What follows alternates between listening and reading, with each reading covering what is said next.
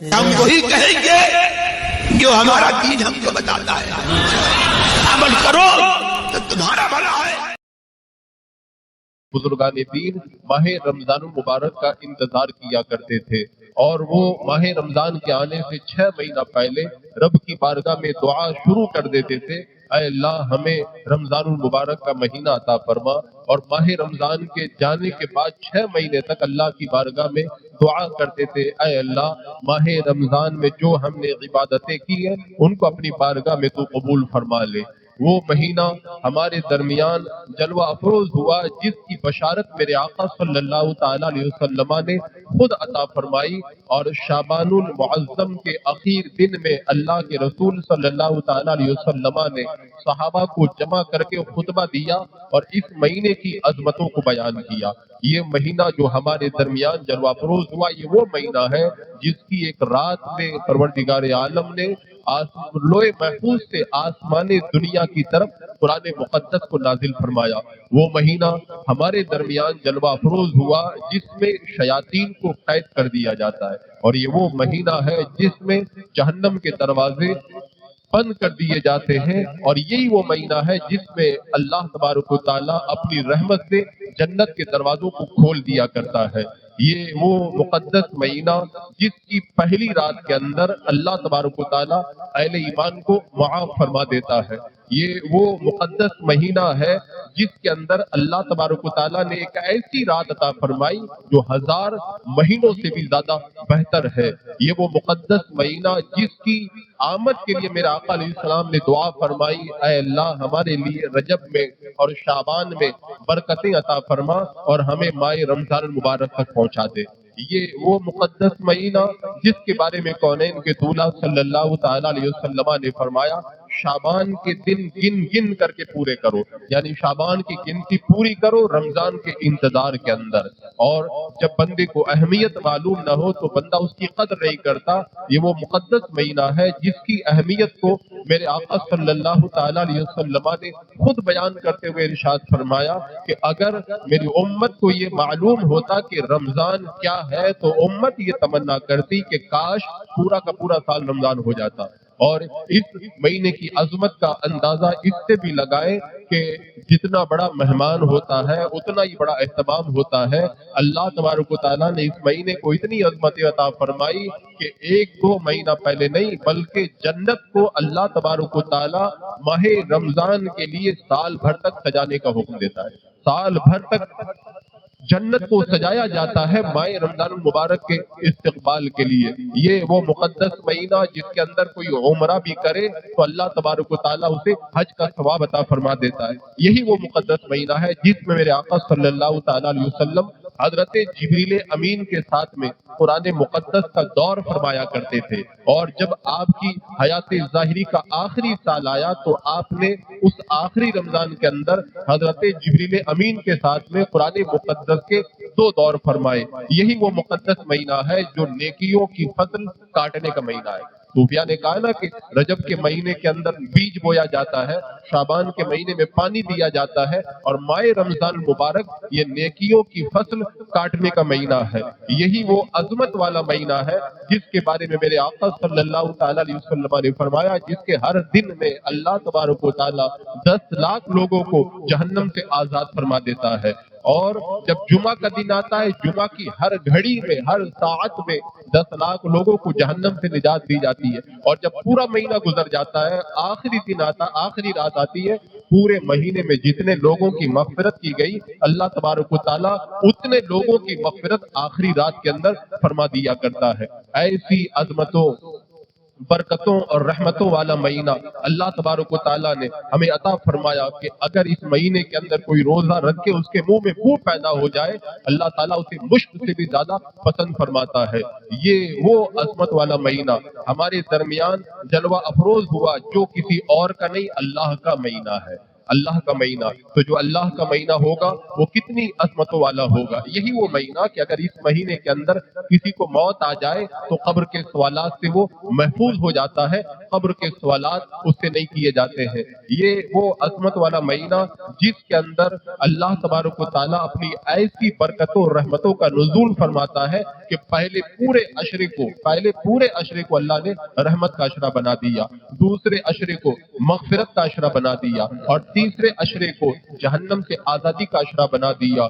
اور اس مہینے کی عظمت کا آپ اگر قرآن و حدیث کی روشنی میں نہیں بلکہ اپنی زندگی کے اندر جھانک کر کے اندازہ لگانا چاہے تو آپ خود بھی سمجھ سکتے ہیں کہ جو بندہ 2 رکعت اور 4 رکعت پڑھنے کے لیے مسجد میں آنے کے لیے تیار نہیں ہے، وہ 2 گھنٹے تک مسجد میں کھڑا رہ کر کے اللہ کی عبادت کرتا ہے، 2 گھنٹے تک جو ہے وہ 30 35 37 رکعتیں پڑھ کر کے اپنے اوپر بوجھ محسوس نہیں کرتا ہے۔ یہ اس مہینے کی عظمت نہیں تو اور کیا ہے۔ اور دنوں میں اگر کسی غریب کو 10 روپیہ دینا پڑے تو بھاری پڑ جاتا ہے، اس مہینے کے اندر لوگ 10 ہزار 10 لاکھ بھی زکوٰۃ نکالیں بوجھ محسوس نہیں ہوتا۔ یہ اس مہینے کی عظمت ہی کا تو صدقہ ہے۔ اس مہینے کے اندر اللہ تبارک و تعالیٰ کی رحمتیں آپ دیکھیں، جو بندہ فجر کی نماز میں نہیں اٹھ پاتا ہے وہ فجر کی نماز سے بہت پہلے سحری میں اڑ کر کے تہجد پڑھنے کی بھی قدرت پا لیتا ہے۔ یہ اس مہینے کی عظمت ہی تو ہے۔ اس مہینے کا آپ عظمتوں کا اندازہ اپنے طور پر بھی اپنی زندگی کے اندر جھانک کر کے خوب لگا سکتے ہیں۔ یہ مہینہ وہ ہے جس کو صبر کا مہینہ کہا گیا۔ بندہ اور مہینوں میں صبر نہیں کر پاتا، حلال چیزوں کو نہیں چھوڑ پاتا، حرام چیزوں کو نہیں چھوڑ پاتا، لیکن اس مہینے کے اندر اتنا صبر اللہ تعالیٰ اسے عطا فرما دیتا ہے، حرام تو حرام، بندہ حلال چیزوں کو بھی چھوڑنے کے لیے تیار ہو جاتا ہے۔ یہ اس مہینے کی عظمتیں ہی تو ہے۔ حضرت ابو امامہ رضی اللہ تعالیٰ عنہ نے میرے آقا صلی اللہ تعالیٰ علیہ وسلم کی بارگاہ میں عرض کیا کہ یا رسول اللہ، مجھے کوئی ایسا عمل بتائیں جس کی وجہ سے میں جنت میں چلا جاؤں۔ میرے آقا صلی اللہ تعالیٰ علیہ وسلم نے فرمایا کہ تم روزے کو لازم کر لو، روزے کو لازم کر لو، یہ تمہیں جنت میں لے جائے گا۔ اس کے بعد میں حضرت ابو حمامہ کا طریقہ یہ ہو گیا کہ کبھی رمضان المبارک کے مہینے کے اندر دن کے اندر ان کے گھر سے دھواں نہیں اٹھا کرتا تھا، یعنی روزے کو انہوں نے لازم کر لیا۔ میرے آقا صلی اللہ تعالیٰ علیہ وسلم نے ایک موقع پر یہ ارشاد فرمایا کہ اگر کوئی اللہ کی راہ میں ایک دن کا روزہ رکھے تو اللہ تبارک و تعالیٰ اس کے اور جہنم کے درمیان اتنی دوری فرما دیتا ہے جتنی پورب اور پچھم کے درمیان دوری ہے۔ اور ایک دوسری روایت کے اندر ہے جو اللہ کی راہ میں ایک دن کا روزہ رکھ لے، ایک دن کا روزہ رکھ لے، اللہ تبارک و تعالیٰ اسے کتنا بڑا انعام و اکرام عطا فرماتا ہے۔ اللہ تبارک و تعالیٰ اسے جہنم سے 70 سال کی راہ کی مسافت کی دوری پر کر دیتا ہے، یعنی 70 سال دور جتنی مسافت ہوتی ہے اللہ تعالیٰ اتنی ہی اس کے اور جہنم کے درمیان دوری پیدا فرما دیتا ہے۔ تو ایسا عظمت والا مہینہ اللہ نے ہمیں عطا فرمایا۔ اور دنوں میں بندہ اگر 2 گھنٹہ بھوکا رہ جائے تو پریشان ہو جاتا ہے، اس مہینے میں پورا مہینہ بھوک برداشت کرتا ہے، لیکن اس کے باوجود بھی اس کے ماتھے پہ شکن نہیں آتی ہے، ماتھے پہ شکن نہیں آتی ہے۔ یہ اس مہینے کی عظمت اور برکت ہی تو ہے۔ حضرت ابو درداء رضی اللہ تعالیٰ عنہ نے اسی لیے کہا تھا لوگوں گرمی کے مہینے میں روزہ رکھ لو تاکہ قیامت کی گرمی سے بچ جاؤ، اور رات کے اندھیرے میں اٹھ کے نماز پڑھ لو تاکہ قبر کی اندھیری سے اللہ تعالیٰ تمہیں نجات عطا فرما دے۔ حضرت عبداللہ ابن عمر رضی اللہ تعالیٰ عنہ ایک بار ایک صحرا سے گزر رہے تھے، دوپہر کا وقت ہو گیا، اپنے غلام سے کہا کہ دسترخوان بچھاؤ، ہم لوگ کھانا کھائیں گے۔ دسترخوان بچھایا گیا، کھانا رکھ دیا گیا، ایک چرواہا ادھر سے گزرا، حضرت عبداللہ بن عمر رضی اللہ تعالیٰ عنہ نے کہا آؤ تم بھی ہمارے ساتھ میں کھانے کے اندر شرکت کر لو۔ اس نے کہا نہیں میں تو روزہ رکھتا ہوں۔ حضرت عبداللہ بن عمر نے کہا اتنی چلچلاتی دھوپ کے اندر، تپتے ہوئے صحرا کے اندر تم روزہ رکھے ہو اور تمہیں تو اپنے بکریوں کے پیچھے بھاگنا بھی پڑتا ہوگا۔ کہاں بھاگنا پڑتا ہے، کہا پھر بھی تم روزہ رکھے ہو۔ عبداللہ بن عمر رضی اللہ تعالیٰ عنہ کی بات کو سن کر کے اس چرواہا نے جو جواب دیا تھا نا، اس سے یہ اندازہ ہوتا ہے کہ بندہ جب اللہ کی محبت کرتا ہے، اللہ سے ڈرتا ہے، تو پھر اس کے لیے کوئی تکلیف نہیں رہ جاتی ہے، اور اس کا احساس ہمیں ماہ رمضان المبارک میں خود کو بھی ہوتا ہے۔ ہم تھوڑی دیر کے لیے کوئی تکلیف برداشت نہیں کر پاتے، ماہ رمضان میں پورا دن سب کچھ چھوڑ کر بھی خوشی کا اظہار کرتے ہوئے نظر آتے ہیں۔ تو یہ حضرت عبداللہ بن عمر نے جب فرمایا تو وہ کہنے لگا کہ اللہ تبارک و تعالیٰ نے جو فرمایا نا کہ ایام خالیہ میں بندے نے جو کیا ہے اس کا اجر قیامت کے دن بندے کو دیا جائے گا، یہ ایام خالیہ ہے، یہ ایام خالیہ ہے، ان میں میں تکلیفیں گوارا کر رہا ہوں تاکہ ان کا اجر اللہ تعالیٰ مجھے کل قیامت کے دن عطا فرما دے۔ تو بندہ ان تکلیفوں کو برداشت کر کے اپنے مولا کا قرب پایا کرتا ہے۔ حضرات مکرم میرے آقا صلی اللہ تعالیٰ علیہ وسلم نے فرمایا جنت کا ایک ایسا دروازہ ہے جس کے اندر اللہ تعالیٰ صرف روزے داروں کو داخلہ دے گا. روزے داروں کو بلایا جائے گا, آؤ آ کر کے تم اس دروازے سے جنت میں داخل ہو جاؤ. جب روزے دار دوڑ کر کے جائیں گے, اللہ تعالیٰ ان کو جنت میں داخلہ دے گا. اس کے بعد میں وہ دروازہ بند کر دیا جائے گا, پھر کسی اور کے لیے نہیں کھولا جائے گا. رب تبارک و تعالیٰ نے جب بندوں کی نیکیوں کا اجر بیان کیا, کوئی بندہ نیکی کرتا ہے اللہ 1 کا 10 عطا فرما دیتا ہے, کوئی بندہ نیکی کرتا ہے اللہ 1 کا 70 عطا فرما دیتا ہے, کوئی بندہ نیکی کرتا ہے اللہ تعالیٰ 1 کا 700 عطا فرما دیتا ہے. تو یہ نیکیوں کا جو گراف ہے, کبھی 10, کبھی 70, کبھی 700, اور پتہ نہیں کتنا ملتا رہتا ہے. لیکن جب روزے کی بات آئی تو رب نے نہ 10 کہا, نہ 70 کہا, نہ 700 کہا, بلکہ رب نے فرمایا روزہ میرے لیے ہے اور اس کا بدلہ میں ہی دوں گا, اس کا بدلہ میں دوں گا. یعنی یہ نہیں بتایا کہ کتنا دوں گا, اور جب اللہ تعالیٰ دے گا تو کتنا دے گا بندہ اس کا تصور ہی نہیں کر سکتا ہے. رب تو اتنا کریم ہے, اگر وہ ساری کائنات کے خزانے دے دے تب بھی جو ہے وہ اس کے خزانہ رحمت کے اندر ذرے کے کروڑ میں حصے کے برابر بھی کوئی کمی کا احساس پیدا نہ ہو. حضرات مکرم, اللہ تعالیٰ نے جب فرما دیا کہ روزہ میرے لیے ہے اور اس کی جزا میں دوں گا, تو اس سے روزے کی عظمتوں کا پتہ چل جاتا ہے. یہ وہ مقدس مہینہ اللہ نے ہمیں عطا فرمایا کہ جس کے اندر افطاری کے وقت میں بندہ اللہ کی بارگاہ میں بیٹھ کر کے دعا کرے, اللہ تعالیٰ دعاؤں کو قبول فرماتا ہے. سحری کے وقت کے اندر اللہ کی بارگاہ میں مانگے, تو حضرت سفیان ثوری نے کہا تھا نا کہ سحری کے اندر ایک ہوا چلتی ہے, وہ دعا کرنے والے, تسبیح پڑھنے والے, تلاوت کرنے والوں کی آوازوں کو اٹھا کر کے اللہ کی بارگاہ میں لے کر کے جاتی ہے.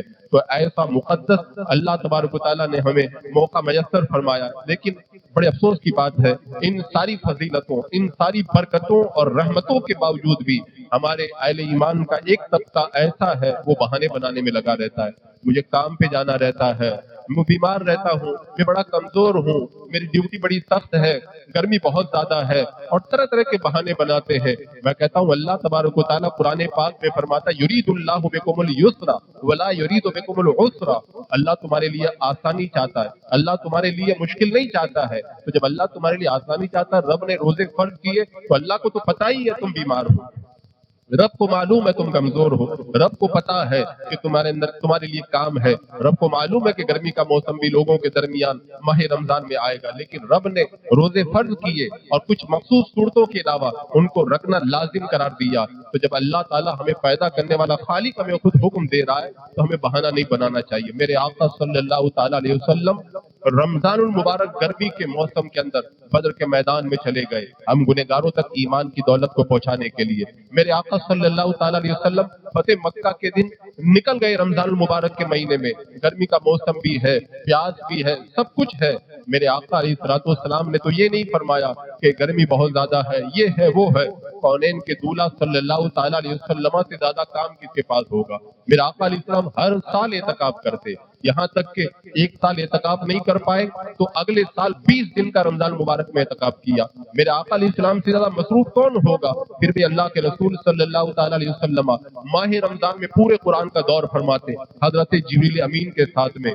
جو بندے اس طرح کے بہانے بناتے ہیں انہیں سوچنا چاہیے ہم کب تک بہانے بنائیں گے. ایک دن وہ بھی تو آئے گا کہ بہانوں کا دروازہ بھی بند ہو جائے گا اور بندہ اللہ تبارک و تعالیٰ کی بارگاہ میں پیش ہو جائے گا. میرے آقا علیہ السلام فرماتے ہیں جس نے بغیر کسی بیماری کے, بغیر کسی رخصت کے ماہ رمضان کا روزہ جان بوجھ کر کے چھوڑ دیا, پھر زمانے بھر کا بھی روزہ رکھ لینا, اس روزے کا بدلہ نہیں بن سکتا ہے, اس روزے کا بدلہ بن ہی نہیں سکتا ہے. بہت سارے لوگ کہتے ہیں حضرت کچھ سکون مل جائے اس کے بعد میں پھر ہم روزہ رکھنا شروع کر دیں گے. میں کہتا ہوں بندہ کب سکون پاتا ہے؟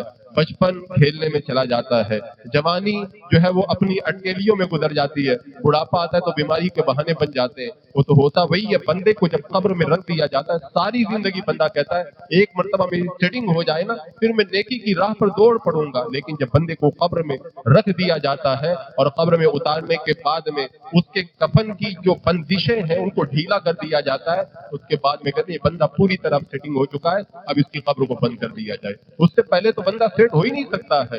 تو اگر بہانے بناتا ہے تو سمجھ جاؤ کہ یہ شیطان کا بہت بڑا فریب ہے اور شیطان اسے اس انداز کے اندر دھوکہ دے کر کے نیکیوں سے روکنا چاہتا ہے. حضرات مکرم پروردگار عالم کا کتنا بڑا کرم ہے کہ اللہ تعالیٰ نے ہمیں زندگی کے اندر ایک بار پھر ماہ رمضان مبارک عطا فرمایا. اچھا, ماہ رمضان کے اندر ایک چیز بہت دیکھنے کو ملتی ہے.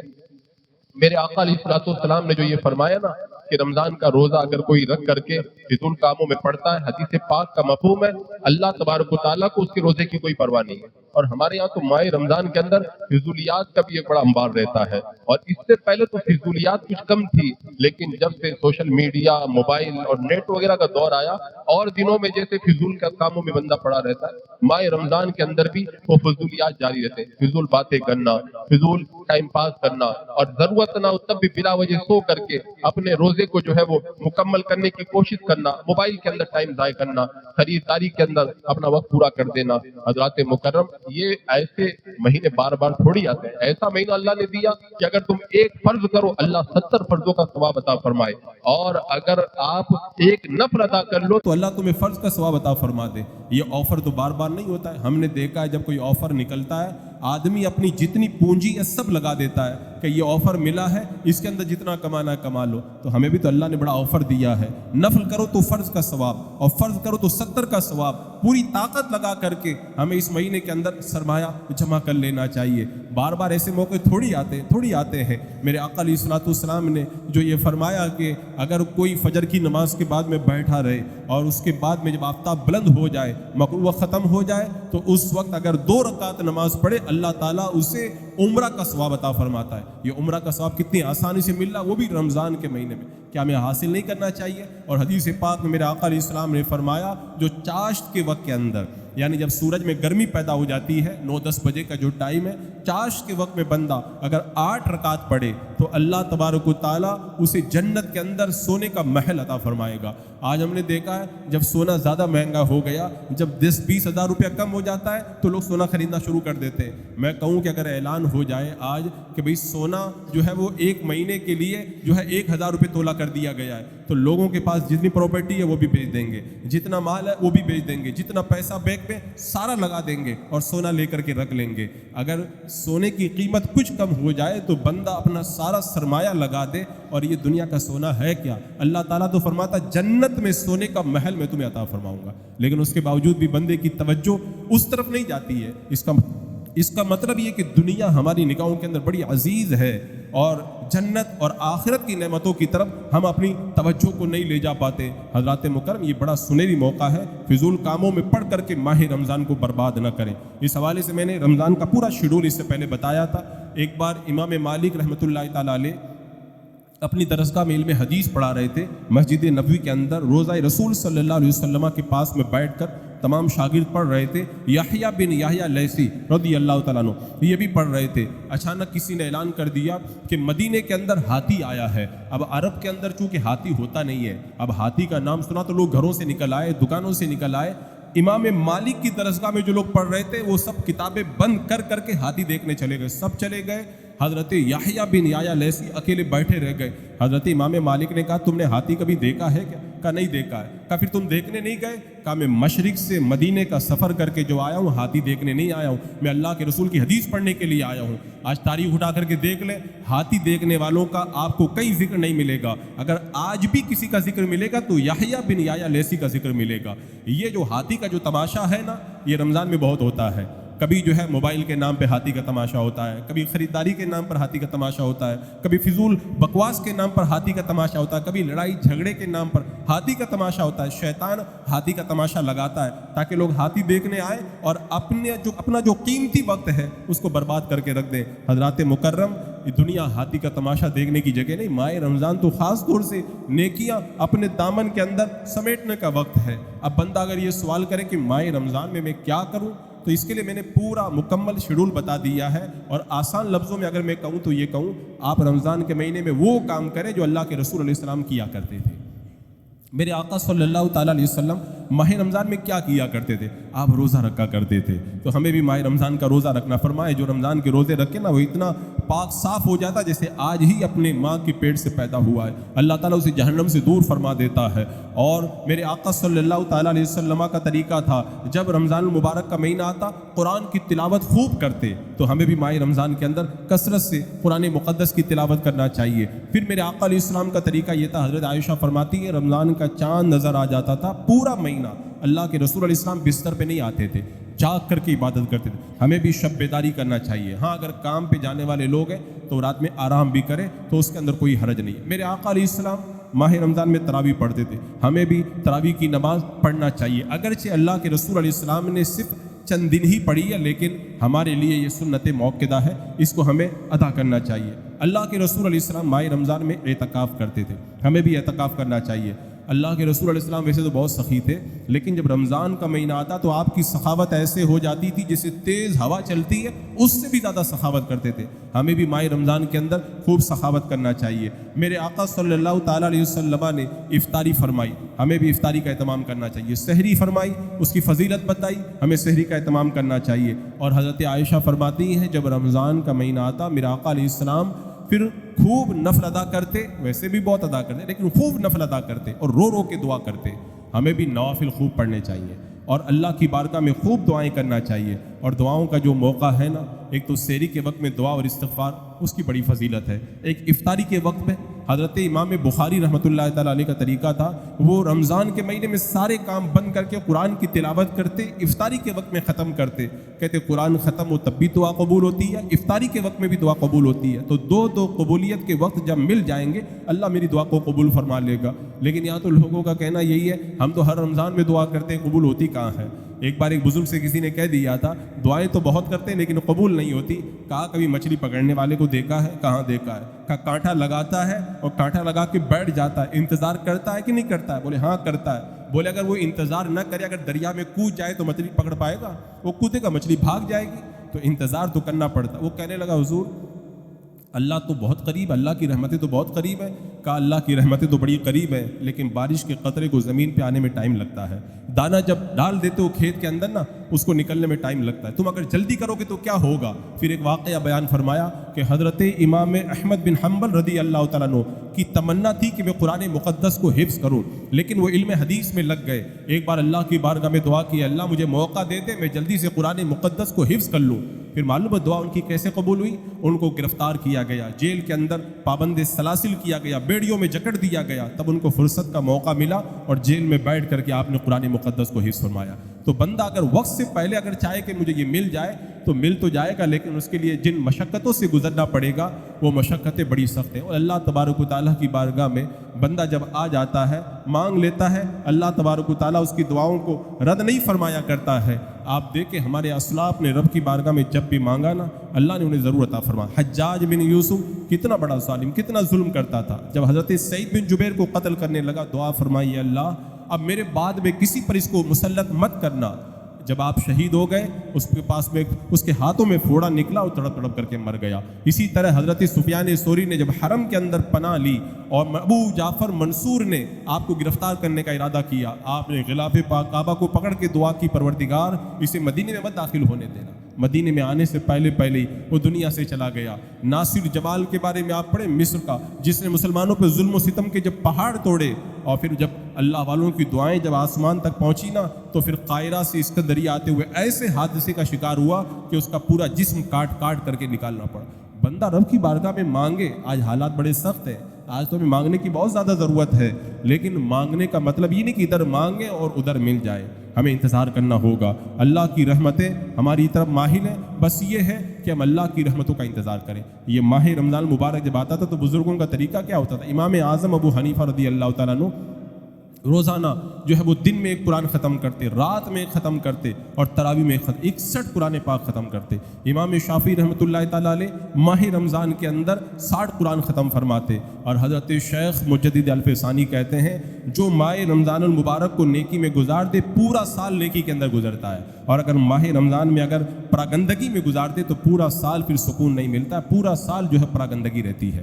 تو یہ ایسا سنہرا موقع، ابھی تو تراویح کی نماز کے اندر لوگوں کو جو سرور ملتا ہے، ورنہ آپ دیکھیں اور دنوں میں ہم کہتے کہتے تھک جاتے ہیں، کوئی 2 رکعت پڑھنے کے لیے آنے کے لیے تیار نہیں ہوتا، 2 گھنٹے تک لمبی لمبی رکعتیں پڑھنے کے لیے کھڑے رہتے ہیں۔ اچھا تراویح کی بات آئی تو ایک مسئلہ میں ہر سال آپ کے سامنے رکھتا ہوں، اس مسئلے کو میں آپ کو گوش گزار کر دوں تاکہ جو نئے ہیں انہیں بھی پتہ چل جائے۔ کچھ لوگ یہ سمجھتے ہیں کہ تراویح کی نماز کے اندر اگر ہم قرآن سنیں گے تو ہمیں ثواب ملے گا، اور اگر قرآن کی آواز ہمارے کانوں میں نہیں آئے گی تو ہمیں وہ ثواب نہیں ملے گا۔ تو یہ مسئلہ یاد رکھیں، تراویح کی نماز کے اندر جب آپ جماعت کے اندر شامل ہو گئے، آپ کے کانوں میں قرآن کی آواز امام کی آ رہی ہے تب بھی اتنا ہی ثواب ہے، اور آپ اتنا پیچھے ہیں کہ وہاں پر آواز نہیں آ رہی ہے تب بھی اتنا ہی ثواب ہے، ثواب کے اندر کوئی کمی نہیں ہے۔ میں تو کہتا ہوں یہ تو اللہ کا آپ پر خاص کرم ہے، قرآن کی آواز نہیں آ رہی پھر بھی اللہ کی بارگاہ میں آپ کھڑے ہیں کہ اللہ نے مجھے اپنی بارگاہ میں کھڑے ہونے کا موقع دیا۔ میں اس کے لیے بار بار کہتا ہوں کہ لوگ کسی عام 2 ٹکے کے نیتا کے یہاں جاتے ہیں، اپارٹمنٹ مانگتے نہیں ملتا ہے،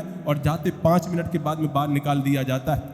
اللہ کا کتنا کرم ہے، 2 گھنٹے تک اللہ کی بارگاہ میں ہم کھڑے ہیں، ہمیں کوئی اپارٹمنٹ لینے کی ضرورت نہیں، ہم کھڑے ہیں، اللہ ہمیں 2 گھنٹے اپنی بارگاہ میں کھڑے ہونے کا موقع دے رہا ہے۔ یہ اللہ کا کرم ہی تو ہے۔ یہ ٹانگیں ساری زندگی دنیا کے کاموں میں لگی رہتی ہیں، کتنا اچھا موقع اللہ نے ہمیں عطا فرمایا کہ ہمارے پاؤں کی طاقتیں اللہ کی بارگاہ میں کھڑے ہو کر کے عبادت کے اندر جو ہے وہ بسر ہو رہی ہیں۔ اللہ تعالیٰ ہمیں اسی طرح ماہ رمضان مبارک کی خوب قدر کرنے کی توفیق عطا فرمائے، اور ہمیں زیادہ سے زیادہ ماہ رمضان میں عبادت کا جذبہ عطا فرمائے۔ استغفر اللہ ربی من کل ذنب واتوب الیہ۔ السلام علیکم ورحمۃ اللہ۔